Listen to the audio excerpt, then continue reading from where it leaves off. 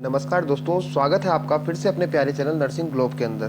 दोस्तों आज की क्लास होने वाली है बहुत ही इंपॉर्टेंट क्लास। दोस्तों आज से हम लोगों ने क्लास जो स्टार्ट की है BNS 041 foundations of community health. तो दोस्तों ये क्लासेस स्टार्ट आज से हुई है। इसके अंदर दोस्तों मोस्ट इंपॉर्टेंट जो क्वेश्चंस हैं उनके बारे में मैं आपको बताऊंगा कि वो क्वेश्चंस एग्जाम के अंदर प्रोवेल रहेंगे कि बार बार वो क्वेश्चन पूछे जाते हैं और आपको उन क्वेश्चंस पे बिल्कुल ध्यान देना है। बाकी सारे क्वेश्चंस मैं रिवाइज करवाऊंगा। आप लोगों को किसी में डाउट हो तो आप ज़रूर पूछ सकते हैं कमेंट बॉक्स के ज़रिए।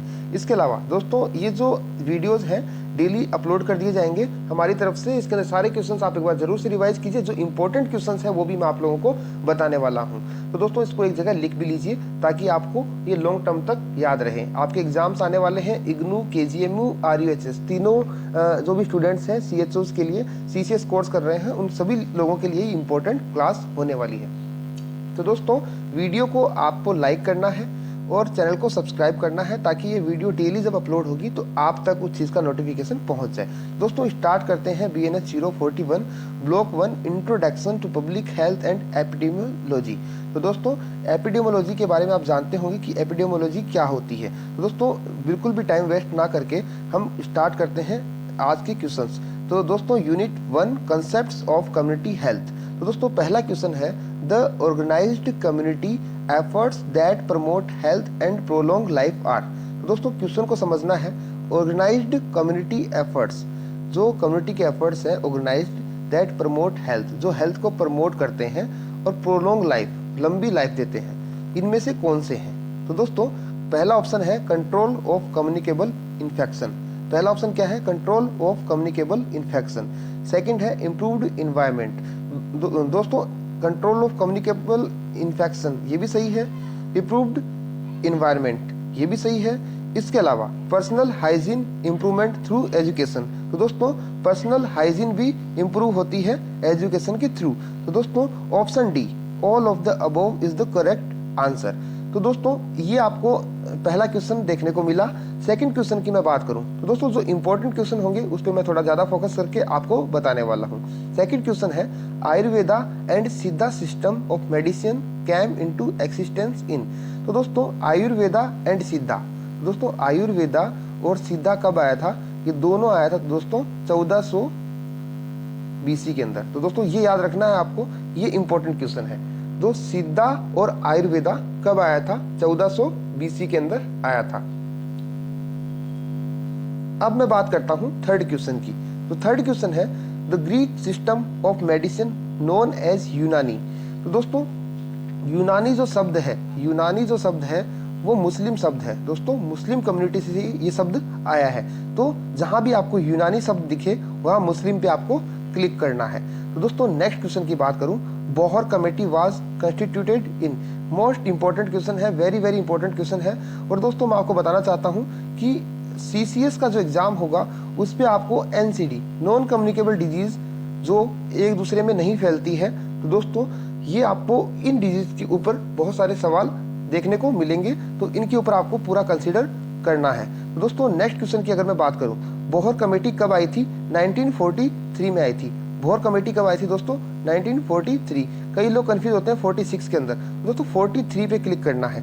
तो दोस्तों नेक्स्ट अगर मैं बात करूं CHEB, CHEB की फुल फॉर्म क्या है? फिफ्थ क्वेश्चन है CHEB की फुल फॉर्म क्या है? Central health education bureau. दोस्तों बिल्कुल कंफ्यूज नहीं होना है, चारों ऑप्शन आपको एक जैसे लगेंगे, लेकिन दोस्तों आपको क्लिक करना है सेंट्रल हेल्थ एजुकेशन ब्यूरो पे। नेक्स्ट बात करूं सिक्स्थ क्वेश्चन की अगर मैं बात करूं, subjective sense of feeling unwell is. बहुत इजी क्वेश्चन है, बहुत बार ये एग्जाम में पूछा गया है, रिपीटेड क्वेश्चन है। तो दोस्तों इसके अंदर आपको इलनेस लिखना है, सिकनेस के ऊपर नहीं जाना है, डिजीज पे नहीं जाना है, मोर्टेलिटी पे नहीं जाना है। दोस्तों किस पे क्लिक करना है? इलनेस पे। सब्जेक्टिव सेंस, तो दोस्तों सब्जेक्टिव जो सेंस होता है अनवेल, अपने आप को ऐसा लगता है कि इंसान महसूस करता है कि हम अनवेल महसूस कर रहे हैं अपने आप के अंदर, तो that is known as illness. तो दोस्तों option A is the correct answer. Next में बात करूं सेवंथ क्वेश्चन की। दोस्तों सेवंथ क्वेश्चन है how many dimensions of health are there. कि हेल्थ के कितने डायमेंशंस है? वेरी वेरी इंपॉर्टेंट क्वेश्चन, बहुत इंपॉर्टेंट क्वेश्चन है दोस्तों। 100% गारंटी के साथ दोस्तों ये क्वेश्चंस आपको एग्जाम में मिलेंगे। तो दोस्तों एक बार रिवाइज करते रहिए। यहाँ बिल्कुल भी ओवर कॉन्फिडेंट नहीं होना है। जो सुनी हुई चीज़ें हैं वो बहुत लॉन्ग टर्म तक आपको याद रहने वाली है। तो दोस्तों हेल्थ के कितने डायमेंशन है? तो दोस्तों ये 8 डायमेंशन है। किसके दोस्तों? हेल्थ के 8 डायमेंशन है। नेक्स्ट अगर मैं बात करूं 8th क्वेश्चन की, quantity and quality of an individuals interpersonal ties and extent of his involvement with the community is. बहुत एक सिंपल सा क्वेश्चन है, जिसको इस क्वेश्चन को एक बार पढ़ने के बाद अगर जो समझ लेगा वो इसको आराम से एक बार में आंसर दे देगा। That is called a social health. दोस्तों क्वांटिटी एंड क्वालिटी क्या लिखा है? Quantity and quality. दोस्तों ये दो शब्द पे बिल्कुल ध्यान देना है। ऑफ एन इंडिविजुअल, किसी भी पर्सन की quality and quantity, interpersonal ties, एक तरीके से इंटरपर्सनल रिलेशनशिप होता है, उसी प्रकार से इंटरपर्सनल टाइज होते हैं, जैसे IPR, इंटरपर्सनल रिलेशनशिप। अब बात करूं नेक्स्ट क्वेश्चन की, 9th क्वेश्चन की, theory of the concept of causation of disease. एक थ्योरी थी concept of causation of the disease. किस ये थ्योरी का नाम क्या है? उस थ्योरी का क्या नाम है? कॉन्टेजन थ्योरी। कॉन्टेजन थ्योरी नाम है। तो आपको कॉन्टेजन थ्योरी पे क्लिक करना है। नेक्स्ट में बात करूं 10 नंबर, हेनले कोच पोस्ट्यूल्स एक्सप्लेन। ये जम थ्योरी के अंदर था दोस्तों, ठीक है। वेरी इंपॉर्टेंट क्वेश्चंस नहीं है दोस्तों, ये थ्योरी के बारे में थोड़ा कम पूछा जाता है। नेक्स्ट जो 11th क्वेश्चन है दोस्तों, ये आपके लिए इंपॉर्टेंट क्वेश्चन होने वाला है। Action which halts the progress of disease at its incipient stage and prevents complications related to which stage of prevention? Secondary prevention of disease. दोस्तों क्या आएगा? Secondary prevention of disease. बिल्कुल याद रखना है आपको, ये प्राइमरी, सेकेंडरी, टर्टियरी, इसके अंदर से 1 या 2 क्वेश्चन पक्का ही आने वाला है एग्जाम में दोस्तों, पक्का ही आने वाला है एग्जाम के अंदर। आपको बिल्कुल भी कंफ्यूज नहीं होना है प्राइमरी सेकेंडरी के अंदर। दोस्तों नर्सिंग के अंदर आपने ये पढ़ा भी होगा, और पूरी क्लास जो दोस्तों इसकी है वो आप यूट्यूब पे देख सकते हैं, कहीं भी आपको अवेलेबल हो जाएगी। दोस्तों इतना टाइम हमारे पास नहीं है कि हम एक एक क्वेश्चन को पूरे अच्छे से एक्सप्लेन करें। तो नेक्स्ट क्वेश्चन पे आते हैं।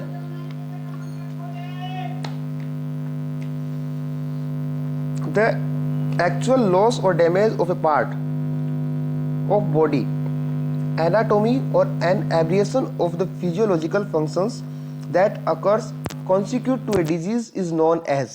दोस्तों ये 4 चीजें, डिजीज, इम्पेयरमेंट, डिसेबिलिटी, हैंडीकैप, ये दोस्तों ये 4 जो चीजें हैं ये बहुत कंफ्यूज करती है एग्जाम के अंदर। दोस्तों आपको बिल्कुल भी इसके अंदर कंफ्यूज नहीं होना है। दोस्तों मैं एक बार स्क्रीन को रोटेट कर लेता हूं, फिर मैं आपको बताता हूं इसके बारे में।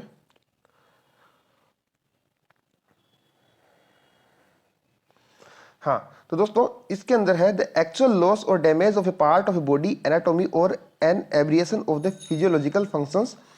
तो दोस्तों डैमेज और लॉस किसी भी पार्ट ऑफ बॉडी का, उसके एनाटॉमी का, मतलब कहीं भी फ्रैक्चर हुआ या कुछ भी हुआ, aberration of the physiological functions, कि उसके फिजियोलॉजिकल जो फंक्शंस है उनके अंदर कोई प्रॉब्लम आई, that occur consequent to a disease is known as. ठीक है, इसे हम क्या बोलेंगे? तो दोस्तों इसे हम बोलेंगे इम्पेयरमेंट। इसे कोई डिजीज नहीं बोलेंगे, ना ही हम इसे डिसेबिलिटी बोलेंगे, ना ही हम इसे हैंडीकैप बोलेंगे। नेक्स्ट बात करते हैं 13th नंबर क्वेश्चन की। दोस्तों इंपॉर्टेंट क्वेश्चन है, बहुत इंपॉर्टेंट क्वेश्चन है। The trained MLHPs would broadly be expected to. दोस्तों CHOs को क्या बोलते हैं? MLHP बोलते हैं, मिड लेवल हेल्थ प्रोवाइडर। ठीक है दोस्तों, ये जो ट्रेंड होते हैं, जब CHO बन जाते हैं तो उन्हें क्या क्या करना होता है? ऑप्शन ए है इम्प्लीमेंट नेशनल प्रोग्राम्स। बिल्कुल दोस्तों ये CHO का कार्य रहता है। बी ऑप्शन है administration and management eight health and wellness centre. बिल्कुल दोस्तों मैनेजमेंट भी आपको देखना होता है और एडमिनिस्ट्रेशन भी आपको देखना पड़ता है as a CHO। Third option है preventive, promotive and curative care. बिल्कुल तीनों केयर आपको देनी पड़ती है। Option D is the correct answer, all of the above. दोस्तों वेरी इंपॉर्टेंट क्वेश्चन है, कोई जरूरी नहीं है दोस्तों एज इट इज ऐसा कैसा क्वेश्चन आ जाए। दोस्तों एक ऑप्शन आपको उलझाने वाला भी आ सकता है। नेक्स्ट बात करूं मैं unit 2 health care planning and organization of health care at various level. Question number first है यूनिट 2 का, researches required for health planning are. दोस्तों कौन कौन से रिसर्चेज जरूरी है हेल्थ प्लानिंग को बनाने के लिए? मैन पावर की आवश्यकता पड़ती है दोस्तों, मनी की आवश्यकता पड़ती है सुविधाओं के लिए, मैन पावर की आवश्यकता पड़ती है कार्य के लिए, और मटेरियल की भी जरूरत पड़ती है। तो option D is the correct answer.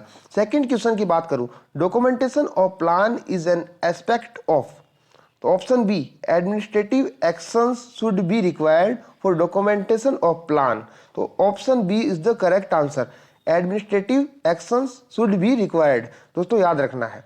Next बात करूं, how many major sectors are represented in health care system in India. दोस्तों इंपॉर्टेंट है 5, याद करना है, how many major sectors are represented in health care system in India. तो दोस्तों 5।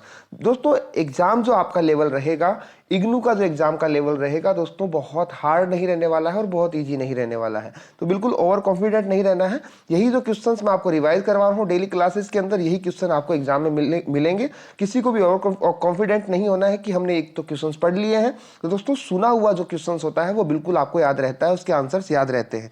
तो दोस्तों बिल्कुल भी मिसअंडरस्टैंडिंग नहीं रखनी है किसी भी तरीके से। RUHS का जो एग्जाम है वो पहली बार कंडक्ट हो रहा है, किस प्रकार का एग्जाम होगा इसका कोई भी आइडिया किसी को नहीं है। तो दोस्तों लेकिन जो मोस्ट इंपॉर्टेंट क्वेश्चंस है एज ए CHO जो आप वर्क करेंगे, वो टॉपिक्स भी मैं बता दूंगा, और बाकी दोस्तों मैं क्वेश्चंस भी यहाँ पे आपको पुटअप कर रहा हूँ। इसके अंदर से मोस्ट इंपॉर्टेंट सारे क्वेश्चंस कवर हो जाएंगे। नेक्स्ट बात करूँ, medical college hospitals apex hospitals are in which level of NRHM health care structure. CHO NRHM के तहत कार्य कर रहे हैं। NRHM के बारे में भी एक क्वेश्चन जरूर पूछा जाएगा। इसके अंदर ये क्वेश्चन पूछा गया है, medical college hospital apex hospital are in which level of NRHM। NRHM की किस लेवल के अंदर ये है? तो दोस्तों टेरिटरी लेवल के अंदर है, टेरिटरी लेवल के अंदर है, सेकेंडरी नहीं है, प्राइमरी नहीं है। प्राइमरी के अंदर दोस्तों क्या होता है? PSC होती है। नेक्स्ट बात करते हैं, VHND शुड बी ऑर्गेनाइज्ड। बिल्कुल दोस्तों VHND को ऑर्गेनाइज करवाना भी CHO का काम है, ये पता होना चाहिए। और ये एग्जाम के बेसिस पे वेरी इंपॉर्टेंट है दोस्तों। 100% ये आपको क्वेश्चन देखने को मिलेगा एग्जाम के अंदर। इसके अंदर होगा वंस इन ए मंथ, एक महीने में एक बार VHND मीटिंग ऑर्गेनाइज करवानी होती है एज ए CHO आप लोगों को। नेक्स्ट बात करूं, question number 6, type B PSC is delivery load of. IGNOU की बुक के अंदर दोस्तों पूरा एक्सप्लेन किया गया है। इसके अंदर option D is the correct answer, 20 और मोर डिलीवरीज पर मंथ। एक महीने के अंदर 20 और 20 से ज्यादा डिलीवरीज करवानी होती है। A PSC cadre it act as a referral unit for 6 sub centre and refer out cases to CSC। तो कितनी पॉपुलेशन पे दोस्तों? तो ऑप्शन ए 20,000 इन हिली ट्रिबल और difficult areas and 30,000 population in plain area. तो दोस्तों ये क्वेश्चन आई होप सभी लोगों को इसका आंसर पता होना चाहिए। और दोस्तों बहुत इंपॉर्टेंट है, वेरी इंपॉर्टेंट, कि सब सेंटर कितनी पॉपुलेशन पे होता है, PSC कितने पॉपुलेशन पे होती है, CSC कितनी पॉपुलेशन पे होती है, और फर्स्ट रेफरल यूनिट कौन सी होती है। दोस्तों ये सारी चीजें आप लोगों को पता होनी चाहिए। नेक्स्ट बात करता हूं मैं 8th नंबर क्वेश्चन की, how many administrative area are there in delivery of health services at district level. District level पे कितने क्या होते हैं? एडमिनिस्ट्रेटिव एरियाज होते हैं। तो दोस्तों 6 एरियाज होते हैं। कितने होते हैं? 6 एरियाज होते हैं। एडमिनिस्ट्रेटिव एरियाज जो होते हैं वो 6 होते हैं टोटल। ये भी बहुत इंपॉर्टेंट क्वेश्चन आपका रहने वाला है BNS 041 के एग्जाम के अंदर। नेक्स्ट अगर मैं बात करूं 9th question, the official organs of health system at the national level consist of. बिल्कुल दोस्तों ऑफिशियल ऑर्गन्स मतलब दोस्तों पूरे हेल्थ सिस्टम को कौन कौन से ऑफिशियल ऑर्गन चला रहे हैं? तो दोस्तों the ministry of health and family welfare चला रहा है, directorate general of health science चला रहा है, the central counselling and health and family welfare भी चला रहा है। तो option D is correct answer. ये क्वेश्चन बहुत बार आपको CHO कॉम्पिटिटिव एग्जाम के अंदर भी देखने को मिला होगा। नेक्स्ट बात करता हूं 10th क्वेश्चन की, 1 community health centre cadre service for every. पता होना चाहिए दोस्तों, मैंने आपको बताया भी 80,000 से 1,20,000 की पॉपुलेशन पे एक CSC होती है। तो दोस्तों ये आपको बिल्कुल अच्छे से याद होना चाहिए। नेक्स्ट बात करूं important functions of A CSC। CSC की इंपॉर्टेंट फंक्शंस क्या है? तो दोस्तों CSC का इंपॉर्टेंट फंक्शन जो है वो है implementation of the national health programme. जितने भी नेशनल हेल्थ प्रोग्राम होते हैं किसी भी डिजीज कंडीशन के लिए, चाहे वो TB हो, चाहे वो एड्स हो, चाहे वो पोलियो हो, उन सबको क्या करवाना? इंप्लीमेंटेशन करवाना, उसको लागू करना NHM के तहत। ये क्या होता है दोस्तों? CSC का इंपॉर्टेंट फंक्शन है, ठीक है, कम्युनिटी हेल्थ सेंटर का। नेक्स्ट बात करूं मैं 13, regional director in state health directorate. मतलब रीजनल जो डायरेक्टर होता है, स्टेट हेल्थ डायरेक्टरेट, किसको डायरेक्टेड करता है? तो दोस्तों inspect all branches of public health within their jurisdiction. तो दोस्तों इसके अंदर क्या होते हैं, जितनी भी ब्रांचेस हैं उनको इंस्पेक्ट करता है public health within their jurisdiction, मतलब दोस्तों उनके एरिया के अंदर सारे वो क्या करता है, कवर करता है। नेक्स्ट बात करता हूँ unit third, environmental health and sanitation. दोस्तों बहुत इंपॉर्टेंट टॉपिक है, सही से आपको देखना है। एक बार मैं आपको फिर से बोल रहा हूँ, जो मैं क्वेश्चंस आपको रिवाइज करवा रहा हूँ उनको आप एक बार जरूर से सुनते रहिए, जिससे आप लोगों को एक लॉन्ग टर्म मेमोरी के अंदर वो सारी चीजें चली जाए। दोस्तों ये वीडियोस आते रहेंगे, पूरे 302 पेजेस की ये बुक पूरी कवर करवाई जाएगी, इससे बाहर आपको बिल्कुल भी क्वेश्चन नहीं देखने को मिलेंगे, ये मेरा दावा है दोस्तों। एटलीस्ट आप एग्जाम के अंदर अच्छे से पास भी हो जाएंगे, चाहे वो आरएचएस का एग्जाम हो, चाहे वो इग्नू का एग्जाम हो। दोस्तों जिन लोगों को टेस्ट सीरीज लेनी है, डिस्क्रिप्शन बॉक्स के अंदर मैं उस टेस्ट सीरीज का लिंक भेज दूंगा, वहां से आप टेस्ट सीरीज ले लीजिए हमारी, जहां पे हमारे द्वारा टेस्ट ऑर्गेनाइज करवाया जाता है। 49 रुपीज के अंदर 4 टेस्ट और प्लस एक प्री टेस्ट जो हम ऑर्गेनाइज करवाएंगे, बहुत ही शानदार प्री टेस्ट होगा दोस्तों। वहां से क्वेश्चन आने की पूरी संभावनाएं हैं, चाहे वो इग्नू हो, चाहे वो आरएचएस हो, चाहे वो केजीएमयू हो। बहुत ही बेनिफिट आपके लिए उसके अंदर रहने वाला है। 500 से ज्यादा स्टूडेंट वो एग्जाम कंटिन्यू दे रहे हैं, जिसके अंदर आपको रैंकिंग का भी पता चलता रहेगा।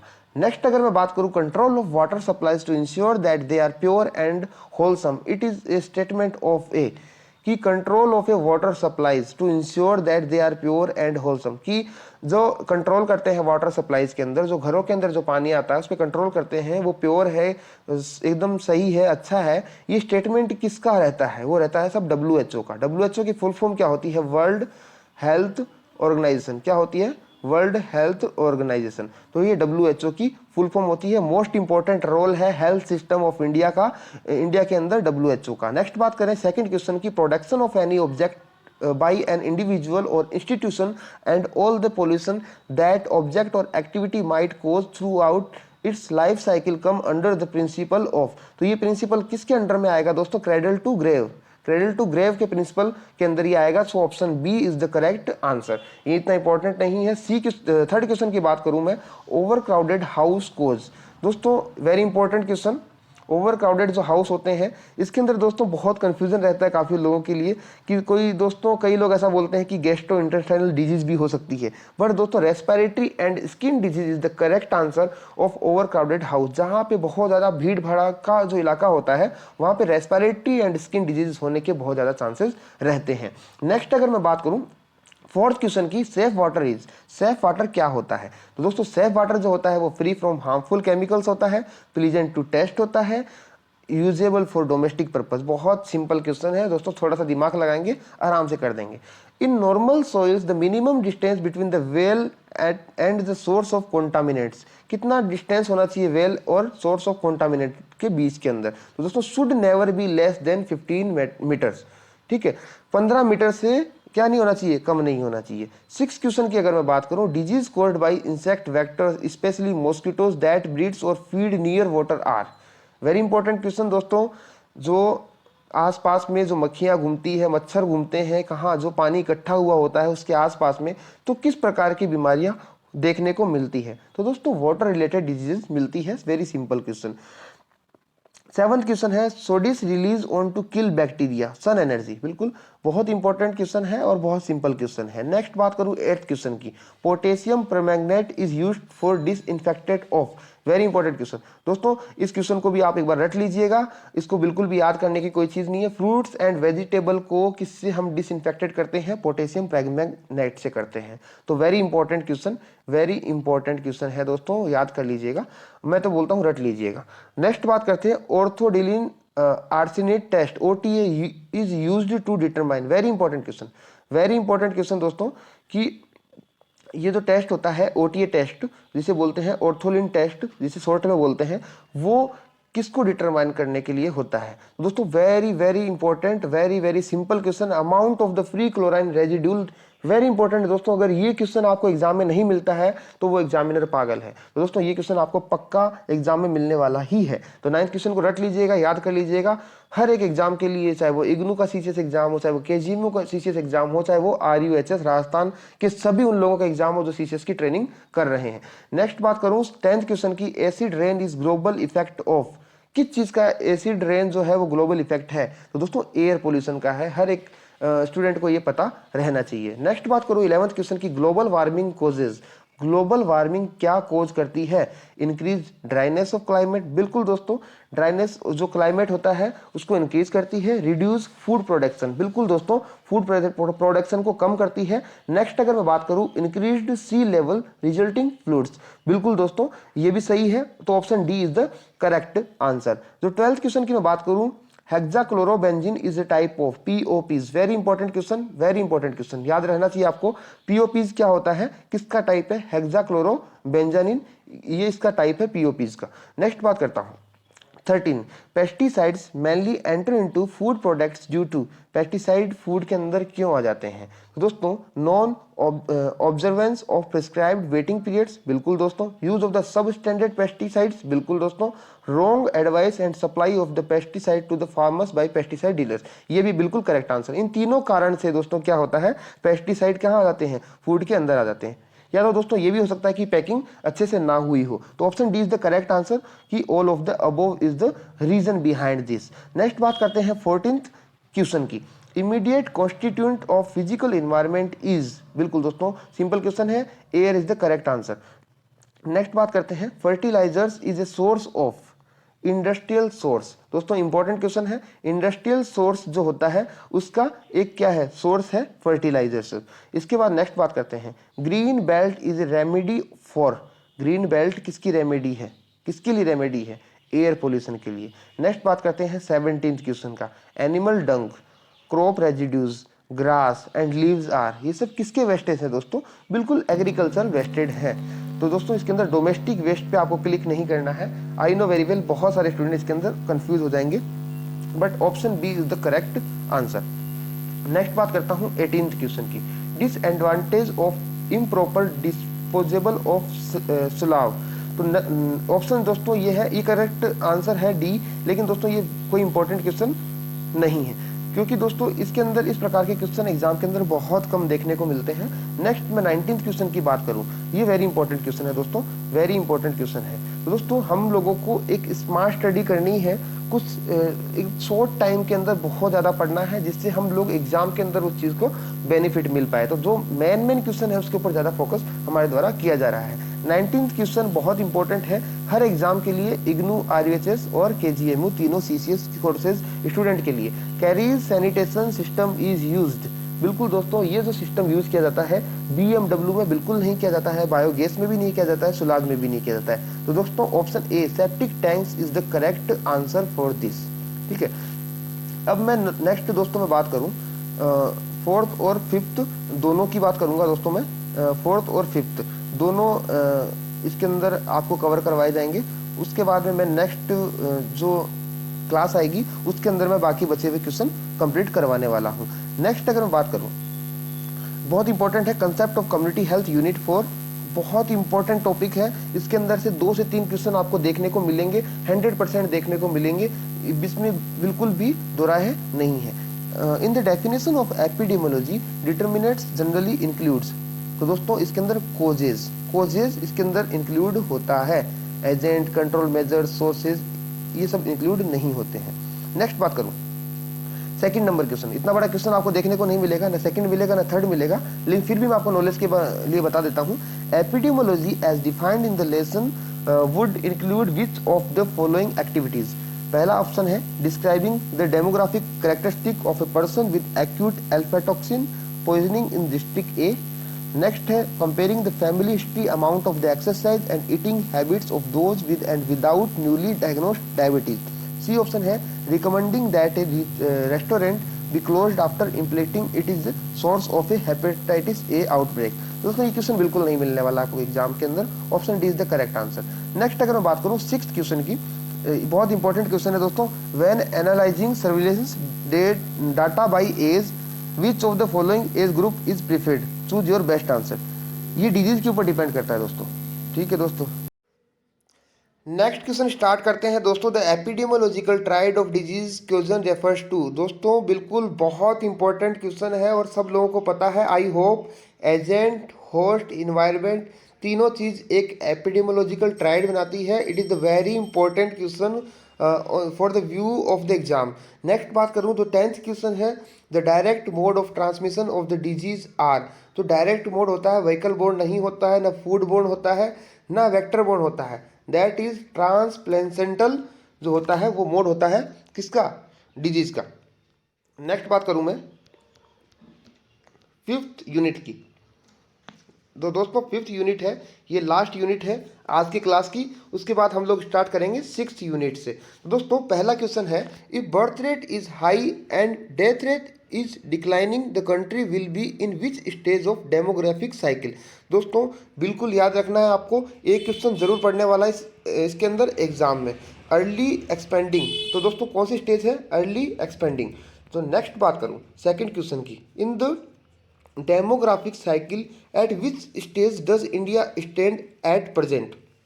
कि जो डेमोग्राफिक साइकिल है उसको देखते हुए इस टाइम इंडिया कौन सी स्टेज के ऊपर है। तो दोस्तों ये है लेट एक्सपेंडिंग स्टेज के ऊपर है। दोस्तों sex ratio is use to describe the, very very important question exam में देखने को मिलेगा। 1000 मेल के ऊपर कितनी फीमेल्स हैं ये काउंट करते हैं दोस्तों सेक्स रेशियो के अंदर। अभी दोस्तों इसका जो इंडिया के अंदर जो इसका क्राइटेरिया है वो बहुत अच्छा अभी फुलफिल हो चुका है, 1000 से ऊपर फीमेल हो चुकी है मेल के अंदर। दोस्तों नेक्स्ट बात करूं, the highest child sex ratio among the India's state as per the 2011 census is found in. तो दोस्तों अरुणाचल प्रदेश के अंदर क्या पाया गया है, high child sex ratio 2011 census के अनुसार। और दोस्तों एक क्वेश्चन जरूर एग्जाम में पूछा जाता है, जनसंख्या की गणना सेंसस कितने सालों में होता है। दोस्तों 10 सालों में होता है, हमेशा याद रखिएगा एग्जाम के पॉइंट ऑफ व्यू से। बहुत इंपॉर्टेंट क्वेश्चन है क्वेश्चन नंबर 4th। और नेक्स्ट जो क्वेश्चन नंबर 5th है ये भी बहुत इंपॉर्टेंट क्वेश्चन है। और 6th क्वेश्चन जो मैंने अभी आपको बताया, census is taking usually in every 10 year. तो दोस्तों ये बहुत इंपॉर्टेंट क्वेश्चन है। पुअरेस्ट चाइल्ड सेक्स रेशियो 2011 के अनुसार हरियाणा के अंदर क्या है दोस्तों, पुअरेस्ट चाइल्ड सेक्स रेशियो है। और हाईएस्ट चाइल्ड सेक्स रेशियो कहाँ है दोस्तों, अरुणाचल के अंदर। तो दोस्तों अरुणाचल से याद रखिएगा हाईएस्ट सेक्स रेशियो, और पुअरेस्ट सेक्स रेशियो कहाँ है दोस्तों, हरियाणा के अंदर। तो इस दोस्तों पूरा याद रखना है आपको। 6th क्वेश्चन का आंसर मैंने आपको बताया, very important. 4th 5th 6th तीनों क्वेश्चन बहुत इंपॉर्टेंट है। और जो 7th है वो भी बहुत इंपॉर्टेंट क्वेश्चन है, the first complete census of India was conducted in. तो 1881 है, कई लोग कंफ्यूज हो जाते हैं 1991 कर देते हैं या फिर 1891 कर देते हैं, बिल्कुल कंफ्यूज नहीं होना है। 1881 को पहला सेंसस लिया गया था इंडिया के अंदर। और जो 8th क्वेश्चन है वो भी वेरी वेरी इंपॉर्टेंट क्वेश्चन है दोस्तों, आपको एग्जाम में देखने को मिलेगा ही मिलेगा। तो दोस्तों क्या क्वेश्चन है, both birth and death are to be registered within. तो दोस्तों 21 days is the correct answer. 14 days भी दोस्तों ऑप्शन में दिया जाता है, तो काफ़ी लोग कंफ्यूज हो जाते हैं। तो दोस्तों 21 days is the correct answer. बिल्कुल दोस्तों बहुत इंपॉर्टेंट क्वेश्चन है, चारों पांचों आपको याद करने ही है, पक्का 1 से 2 क्वेश्चन आपको देखने को मिलेंगे। नेक्स्ट बात करूं 9th, is the surveillance where report are awaited and no attempt are made to seek reports actively from the participant in the system. तो ये दोस्तों पैसिव सर्विलेंस है। तो सर्विलेंस से भी एक क्वेश्चन आपको देखने को मिलेगा। इस टाइप का जो सर्विलेंस होता है वो पैसिव है, ठीक है, ये एक्टिव सर्विलेंस नहीं है। is the surveillance which is based on the collection of data from a sample, random or non-random, of collecting sites as indicated data for the rest of the population in order to identify cases of a disease early। तो option C sentinel surveillance is the correct answer.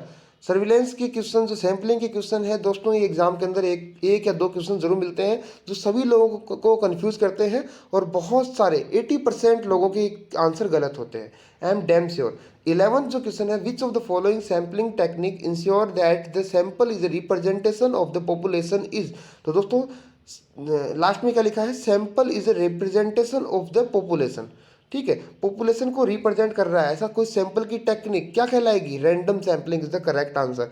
Random sampling होती है दोस्तों, एक randomly sampling ली जाती है किसी area से, that is called a random sampling. Next बात करें 12th, very important question, snowball sampling is a technique. कौन सी ये स्नोबॉल सैम्पलिंग है वो कौन सी टेक्निक है, नॉन रैंडम सैम्पलिंग की टेक्निक है दोस्तों। 13th की बात करूं, कोई इंपॉर्टेंट नहीं है दोस्तों, ये स्ट्रेटिफाइड रैंडम सैम्पलिंग और कोटा सैम्पलिंग से क्वेश्चन नहीं देखने को मिलते हैं। 15th की अगर मैं बात करूं, the first sample is selecting and the remaining sample is drawn using systemic pattern is known as, very important, system जिसमें लिखा आ गया तो ऑब्वियस सी बात है वो सिस्टमिक रैंडम सैम्पलिंग ही कहलाएगी। 16th की बात करूँ, every member of the population is equally likely to be select and the samples are withdrawn with the help of random sample table is, तो दोस्तों सिंपल रैंडम सैम्पलिंग। अब next बात करता हूँ, इंपॉर्टेंट क्वेश्चन है, बहुत ध्यान से सुनना है। The poorest sex ratio among the Indian state is found इन, हरियाणा के अंदर सबसे पुअरेस्ट सेक्स रेशियो पाया गया। हाईएस्ट सेक्स रेशियो किसके अंदर पाया गया था दोस्तों, इसके अंदर Kerala is the correct answer, answer नहीं दे रखा है।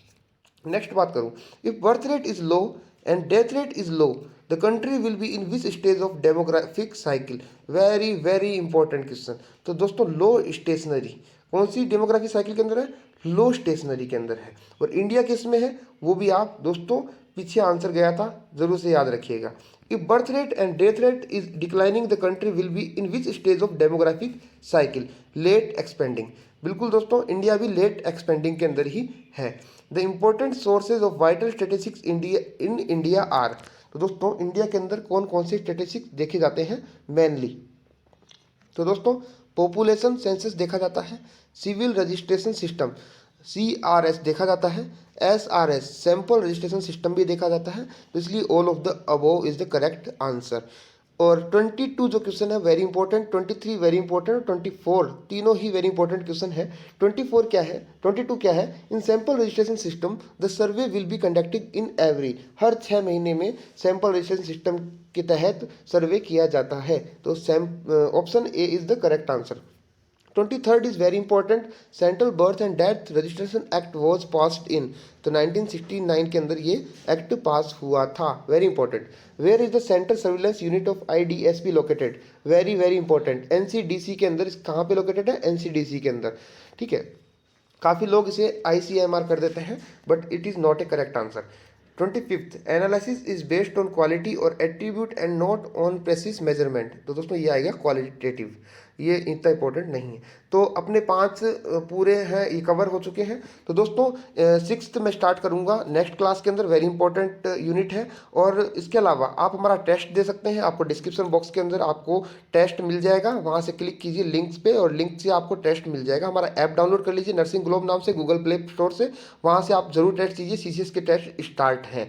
दोस्तों वीडियो अच्छा लगे वीडियो को लाइक करना है, शेयर करना है और चैनल को सब्सक्राइब करना है ताकि आपको नोटिफिकेशन मिलता रहे। थैंक